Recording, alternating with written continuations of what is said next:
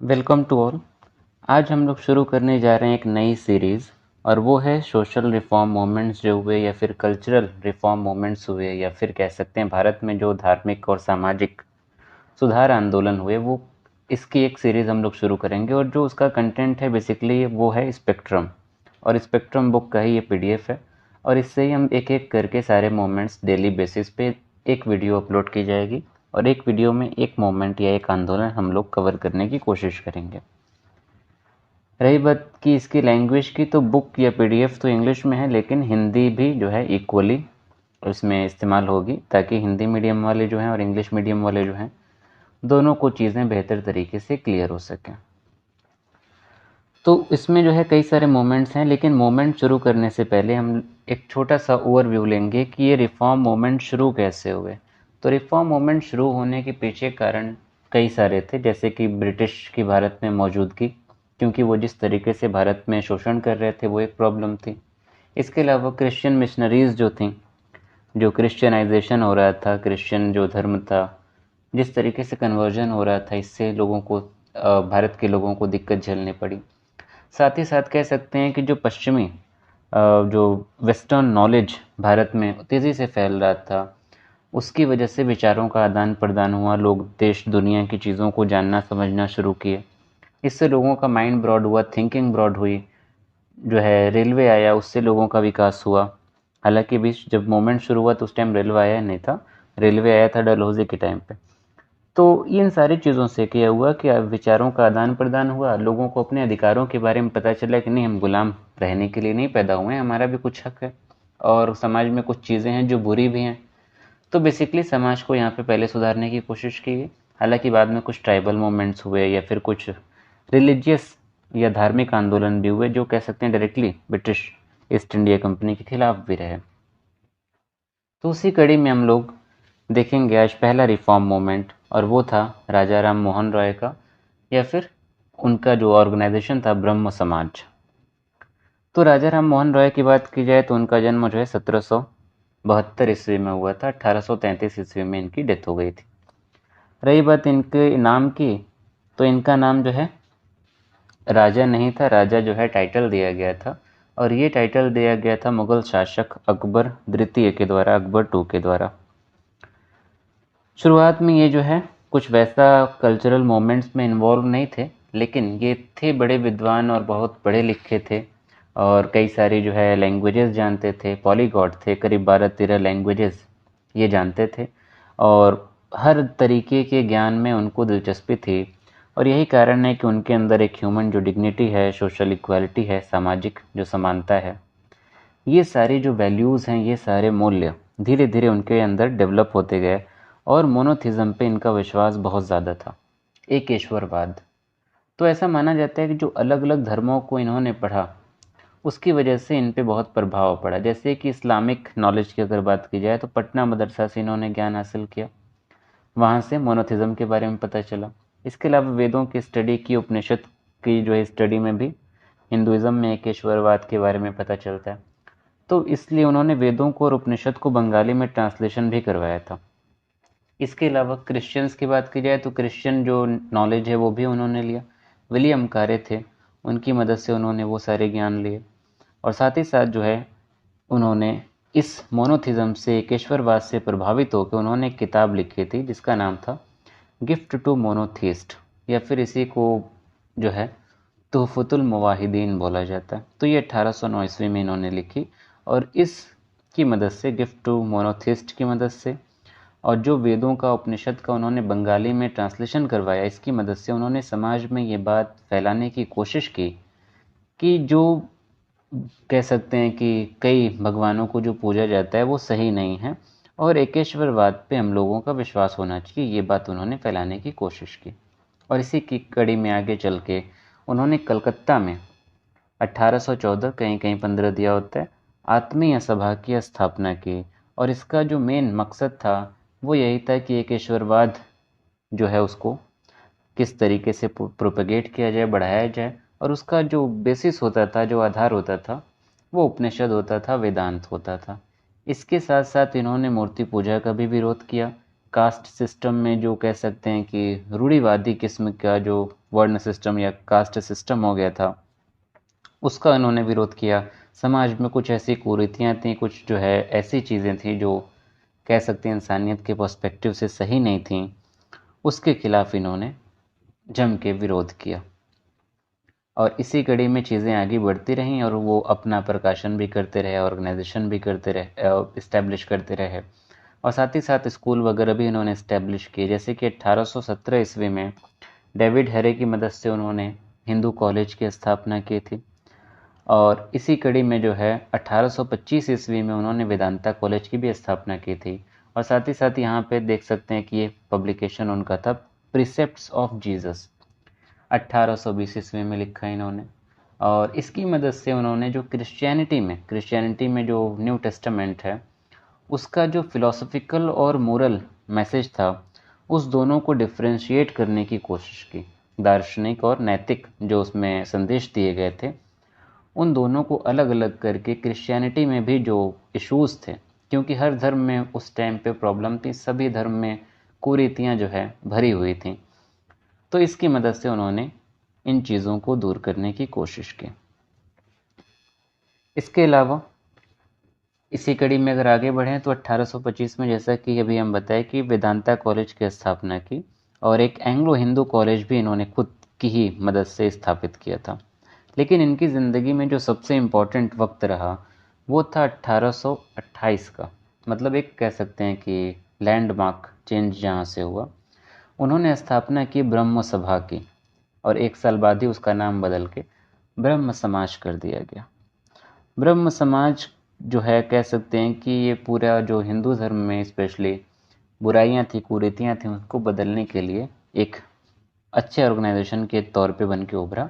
हालांकि बाकी धर्म में भी जो कुरीतियां थी उसको भी इस ब्रह्म समाज में कह सकते हैं कि एड्रेस किया गया था। और इसमें बोला गया कि हमें मूर्ति की पूजा न करके अपने अंदर जो है इटर्नल जो बीइंग है, अपनी अंतरात्मा जो है, उसको समझने की ज़रूरत है, और उसकी एक तरीके से उसको उसकी डिज़ायर होनी चाहिए अपने अंदर। किसी मूर्ति वगैरह को पूजने की ज़रूरत नहीं है। तो मूर्ति पूजा का इन्होंने खास तरीके से विरोध किया, और कहा कि जिस तरीके से अगर हमको अपने इटर्नल बीइंग को समझना है, अपने इटर्नल बीइंग की पूजा करनी है, तो उसके लिए हम प्रेयर कर सकते हैं या फिर ध्यान लगा सकते हैं। साथ ही साथ उपनिषद को पढ़ने की भी इन्होंने बात की, और कहा कि पूरे ब्रह्म समाज में कहीं कोई पिक्चर वगैरह नहीं होगी, कहीं कोई चित्र नहीं होगा, कहीं कोई मूर्ति नहीं होगी। और इस तरीके से उन्होंने न केवल समाज जो था, जो ऑर्गेनाइजेशन था, उसमें ही विरोध किया, बल्कि पूरे समाज में ये बात फैलाने की कोशिश की कि किसी मूर्ति, स्टैचू की, पेंटिंग की, पिक्चर की या पोर्ट्रेट की कोई पूजा नहीं की जा सकती। और इन सारी चीज़ों का मतलब यह था, या मकसद कह सकते हैं ये था, कि हिंदुज़म में जो कुरीतियाँ आ गई थी उसको प्यूरिफाई किया जाए, और जैसा कि वेदों में लिखा है केशवरवाद, वो सारी चीज़ें वापस लेके आई जाएं, क्योंकि इनका मानना था कि ये सारी चीज़ें बाद में आई हैं। इसके साथ साथ जो भी कह सकते हैं ह्यूमैनिटी से रिलेटेड चीज़ें थीं उनका भी इन्होंने ध्यान दिया, और जो भी जैसे कि सती सिस्टम है, पॉलीगैमी है, उन सारी चीज़ों का इन्होंने खुल के विरोध किया। हालांकि इनके इन चीज़ों की वजह से समाज में बहुत से लोग इनके खिलाफ भी हो गए थे, और उसी खिलाफ होने की कड़ी में अगर हम देखें तो राजा राधाकांत देव ये सबसे बड़े अपोनेंट बन के उभरे, और इतने बड़े दुश्मन बन के उभरे कि इन्होंने जो है एक तरीके से राजा राम मोहन रॉय की ब्रह्म समाज को कह सकते हैं उसका विरोध करने के लिए इन्होंने अपनी एक धर्म सभा की स्थापना कर दी थी। हालांकि राजा राम मोहन राय बहुत टाइम तक जो है परसिस्ट नहीं कर पाए, क्योंकि उनकी 1833 ईस्वी में ही मृत्यु हो जाती है। तो अगर ब्रह्म समाज को अगर हम डिटेल में देखें तो उसके फीचर्स क्या क्या थे, जो कह सकते हैं कि कई सारे जो भगवान की पूजा होती है, पॉलीथिज्म जो है, उसका इन्होंने विरोध किया, मूर्ति पूजा का विरोध किया। इसके साथ साथ अवतारवाद का भी इन्होंने विरोध किया। किसी तरीके के वैसे स्क्रिप्चर्स थे जो कह सकते हैं अथॉरिटेटिव नहीं थे, या रैशनैलिटी पे बेस्ड नहीं थे, तार्किक नहीं थे, उसका उन्होंने विरोध किया। इसके साथ साथ जो कह सकते हैं कि इस्लाम में पर्दा प्रथा थी, उसका विरोध किया, कास्ट सिस्टम का विरोध किया, ट्रांसमाइग्रेशन ऑफ सोल, इसका इन्होंने बहुत ज़्यादा सपोर्ट नहीं किया, यानी कि जैसे कि एक आत्मा का एक जगह से दूसरी जगह पे प्रस्थान, या फिर कह सकते हैं पुनर्जन्म जैसी चीज़ें, इसका इन्होंने सपोर्ट नहीं किया। साथ ही साथ कह सकते हैं जो पुजारी एक तरीके से जो प्रोफेशन हो गया था ब्राह्मणों का, उसका भी इन्होंने विरोध किया। साथ ही साथ बलि वगैरह दी जाती थी, उसका भी विरोध दिखाई देता है। और बाकी कुछ चीज़ें ऐसी थीं जिसका समाज में बुरा हाल था, जैसे कि ह्यूमनिज़्म थोड़ा सा कमज़ोर हो रहा था इन सब कुरीतियों की वजह से, उसको मजबूत करने की कोशिश की। सती प्रथा जैसी चीज़ों से जो मोरालिटी थी, नैतिकता थी, वो कमज़ोर हो रही थी, उसको मजबूत करने की कोशिश की। साथ ही साथ जो है उपनिषद बेस्ड कह सकते हैं, उपनिषद आधारित आध्यात्म की तरफ इन्होंने ध्यान दिया, महिलाओं के अधिकारों पे ध्यान दिया, विधवाओं की जो है शादियों पे, पुनर्विवाह पे भी इन्होंने ध्यान दिया था। तो इन सब चीज़ों में बहुत ज़्यादा सफलता नहीं मिली। जैसे विधवा पुनर्विवाह में सफलता नहीं मिली, ईश्वर चंद्र विद्यासागर को मिलती है, लेकिन बाद में मिलती है। लेकिन सबसे बड़ी जो सफलता इनको मिलती है वो सती में मिलती है, सती system.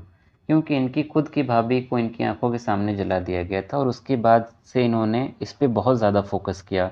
British east India company को जो है इन्होंने बहुत सारे लेटर्स लिखे, पिटिशंस लिखे, और इसको ख़त्म करवाने की, बैन करवाने की कोशिश की। हालांकि इन पे भी कई सारे जो है विरोध प्रदर्शन हुए इनको लेके, लेकिन ये अपनी बात पे अड़े रहे। और फाइनली 1829 ईस्वी में विलियम बेंटिक, जो उस टाइम पे भारत के गवर्नर थे, गवर्नर जनरल कह सकते हैं, उन्होंने सती को फाइनली एक क्राइम के तौर पे डिक्लेयर कर दिया, उसको गैर कानूनी घोषित कर दिया। इसके साथ साथ और भी महिलाओं के जो अधिकार थे उसकी बात की, जो भेदभाव हो रहा था महिलाओं के साथ उसकी भी बात की, पॉलीगैमी की बात की, एक से ज़्यादा जो शादियां हो रही थी उसकी बात की, महिलाओं की का जो संपत्ति में अधिकार था उसके लिए भी इन्होंने आवाज़ उठाई। बाकी चीज़ें जैसे कि बता चुके हैं, हिंदू कॉलेज की स्थापना की उन्होंने, ये ऑलरेडी बता चुके हैं। वेदांता कॉलेज की स्थापना की, ये भी ऊपर बता चुके हैं। दूसरी एक चीज़ ये है कि उन्होंने बंगाली ग्रामर की जो बुक है उसको कंपाइल किया था, क्योंकि ये कई सारी लैंग्वेज जानते थे, जैसा कि अभी बताया, संस्कृत जानते थे, पर्शियन जानते थे, Arabic, English, French, Latin, Greek, Hebrew, ऐसी कई सारी भाषाओं को जानते थे। और ऐसा माना जाता है कि 1 दर्जन से ज़्यादा भाषाएं जो हैं इनको पता थी, उसको बोलना, लिखना और समझना ये बहुत बेहतर तरीके से जानते थे। इन सारे मोमेंट्स या आप कह सकते हैं चीज़ों के अलावा इन्होंने बंगाल में जो ज़मींदार थे और उनका जो कह सकते हैं शोषण हो रहा, उनके द्वारा जो आम लोगों का शोषण हो रहा था, उसके खिलाफ भी इन्होंने आवाज़ उठाई। साथ ही साथ जो है कुछ टैक्सेस जो ईस्ट इंडिया कंपनी के द्वारा लगाए जा रहे थे उस पर आवाज़ उठाई। ईस्ट इंडिया कंपनी के जो ट्रेडिंग राइट्स थे, व्यापारिक जो अधिकार थे, जो कि भारत के संक्षेप में सही नहीं थे, उस पर उन्होंने आवाज़ उठाई। और साथ ही साथ जो भी सर्विसेज थी, जो भी सेवाएं भारत में थीं, जो भी पद थे, उन सभी पदों पे यूरोपियों को या इंग्लैंड के लोगों को नियुक्त किया जाता था, तो उसके खिलाफ भी आवाज़ उठाई और कहा कि जो भी भारत में उच्च सेवाएं हैं उसका भारतीयकरण होना चाहिए, इंडियनाइजेशन होना चाहिए। और साथ ही साथ उन्होंने कहा कि जो न्यायिक प्रक्रिया है उसमें भी समानता होनी चाहिए, क्योंकि जो यूरोपियन होते थे उनको अलग सज़ा दी जाती थी, अलग प्रोसीजर होता था, और जो इंडियन होते थे उनको अलग सज़ा दी जाती थी और अलग प्रोसीजर होता था।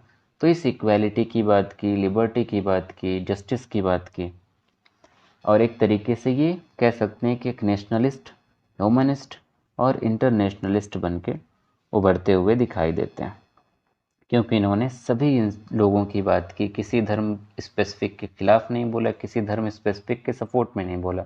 जिस धर्म में जो चीज़ें रैशनैलिटी के हिसाब से सही नहीं थी उसको ख़त्म करने की बात की, और वो सारी कुरीतियाँ ख़त्म करके सबको एक साथ लेकर चलने की बात की, और ब्रदरहुड पे जोर दिया अपनी इक्वालिटी, लिबर्टी, जस्टिस जैसे मूल्यों के साथ।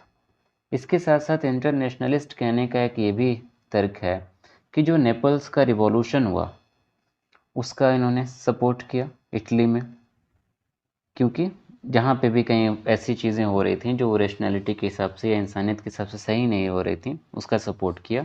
और साथ ही साथ ब्रिटेन का जो स्पेन पे कब्ज़ा था, तो वहाँ पे डीकोलोनाइजेशन पे भी इन्होंने उसका सपोर्ट किया कि स्पेन से जो है ब्रिटिश गवर्नमेंट को जल्द से जल्द निकल जाना चाहिए।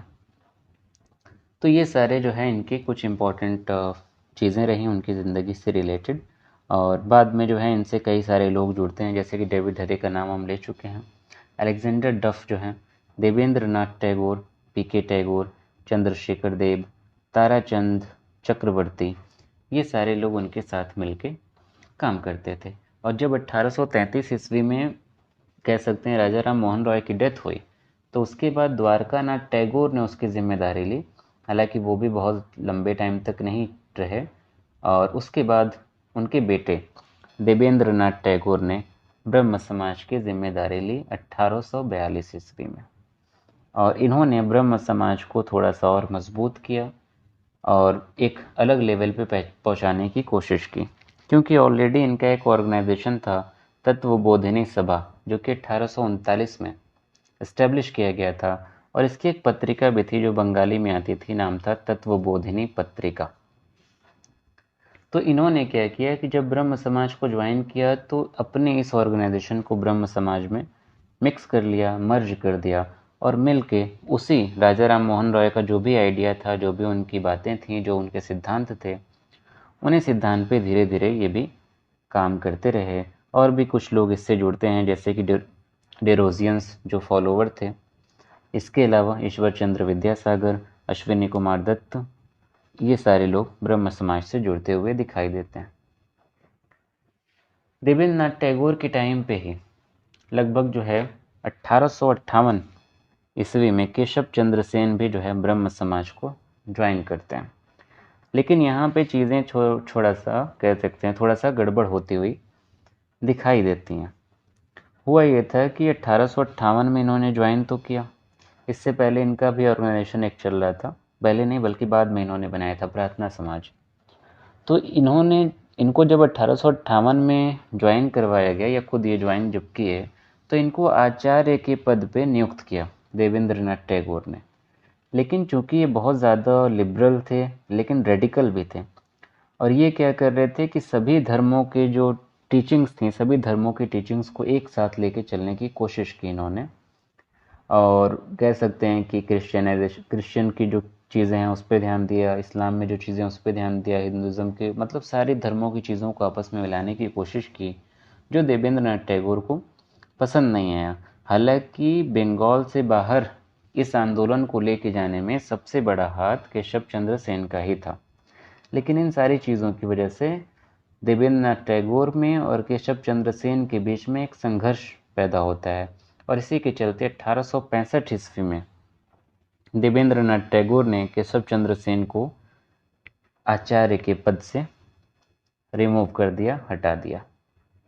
दूसरा कारण एक ये भी था इस संघर्ष का कि केशव चंद्र सेन जो है इंटरकास्ट मैरिज के अगेंस्ट नहीं थे, वो इसके सपोर्ट में थे कि एक कास्ट जो है दूसरी कास्ट से शादी कर सकते हैं, और जो कास्ट सिस्टम पूरा था वो उसके भी विरोधी थे केशव चंद्र सेन।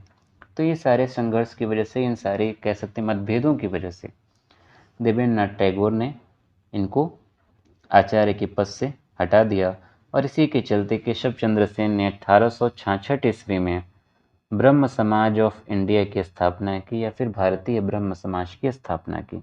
और इसके चलते जो ओरिजिनल ब्रह्म समाज था वो कहलाया आदि ब्रह्म समाज। लेकिन इसके बाद भी केशव चंद्र सेन की परेशानियां खत्म नहीं हुई। हुआ ये कि 1878 ईस्वी में उन्होंने अपनी 12 या 13 साल की बेटी की शादी कूच बिहार के महाराजा से करा दी, और वो शादी भी उन्होंने हिंदू जो रीति रिवाज हैं वेदों के अनुसार उसके तौर तरीके पे कराई, जबकि ब्रह्म समाज में रूल था कि जो भी शादी होगी वो ब्रह्म मैरिज होगी। राजा राम मोहन राय ने ये नियम बनाया था, जिसमें वैदिक मंत्रों का उच्चारण या उस रीति रिवाज से शादियां नहीं होनी थी। लेकिन उन्होंने पहली चीज़ तो ये कि बच्चे की शादी कराई, जो कि चाइल्ड मैरिज भी बैन था ब्रह्म समाज में, और दूसरा ये कि रीति रिवाज जो था हिंदुइज्म में उसके हिसाब से कराएं। तो यहाँ पे फिर से जो केशव चंद्र सेन के फॉलोअर्स थे वो फिर से भड़क गए, और यहाँ पे एक दिक्कत ये भी थी कि केशव चंद्र सेन को भी कई लोग एक अवतार के तौर पे देखने लगे थे, जिसका केशव चंद्र सेन ने विरोध नहीं किया। तो वो लोग जो अभी भी ब्रह्म समाज ओरिजिनल वाला जो था उसकी सोच के थे, वो लोग केशव चंद्र सेन से नाराज़ हो गए, और फाइनली वो लोग जो केशव चंद्र सेन का कह सकते हैं कि ब्रह्म समाज ऑफ इंडिया था या भारतीय ब्रह्म समाज था, उससे वो लोग अलग हो गए। और अलग होने के बाद उन्होंने अपना एक नया ब्रह्म समाज बनाया जिसे कहा गया साधारण ब्रह्म समाज। और इस तरीके से फिर से एक टुकड़ा यहाँ पे होता हुआ दिखाई देता है। और साधारण ब्रह्म समाज को चलाने वाले में आनंद मोहन बोस का नाम आता है, शिवचंद्र देव का नाम आता है, उमेश चंद्र दत्ता का भी नाम दिखाई देता है। और हालांकि ये मूवमेंट जो है इनका तेज़ी से बढ़ता गया और साधारण ब्रह्म समाज ने जो ओरिजिनल ब्रह्म समाज था उसकी सारी चीज़ों को फॉलो करने की कोशिश की और उन सभी तर्ज पे फिर से उन्होंने एक नए सिरे से इसकी शुरुआत की।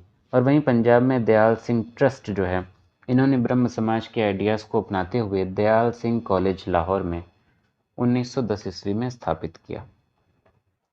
तो ये था ब्रह्म समाज के बारे में, राजा राम मोहन राय के बारे में, देवेंद्रनाथ टैगोर और केशव चंद्र सेन के बारे में। अगला हम लोग देखेंगे अगली वीडियो में हेनरी विवियन डिरोजियो के बारे में, या फिर इसी को हम लोग कहते हैं यंग बंगाल मोमेंट।